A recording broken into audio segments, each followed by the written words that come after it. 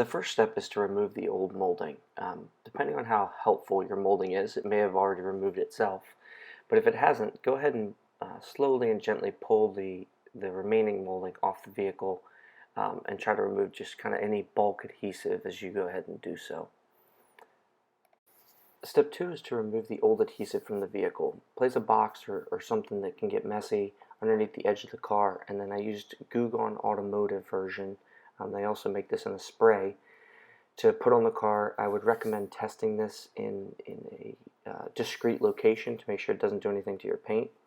But you put it on, it sits for about 5 minutes or so, and then you use the plastic putty knife to kind of scrape off all the adhesive, and then on the actual trim itself I used a flathead screwdriver and a box cutter to get rid of all the adhesive and make it smooth, and then wipe it all down with a microfiber towel. Next, you want to wash and dry the vehicle and both sides of the trim.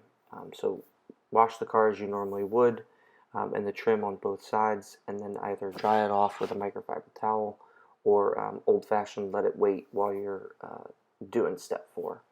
Once the car is dry, it can be very useful to use a piece of painter's tape as the front reference point. The final step is to put the 3M automotive tape on the piece of trim and then ultimately install it back on the car.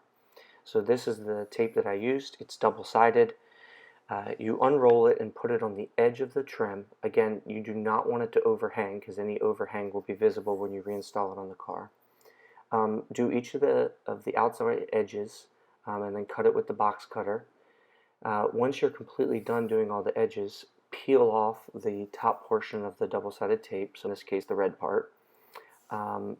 Again, it's helpful to have a friend here, and then you're going to install it back on the car using both the front and rear reference points so that you know that it's pretty level or in the same position that it came from.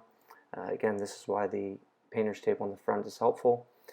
Once the trim is installed, the 3M tape could take up to a day to cure, so we went ahead and reinforced it with painter's tape. This did not have any adverse reactions to our paint, but I would definitely check your car first.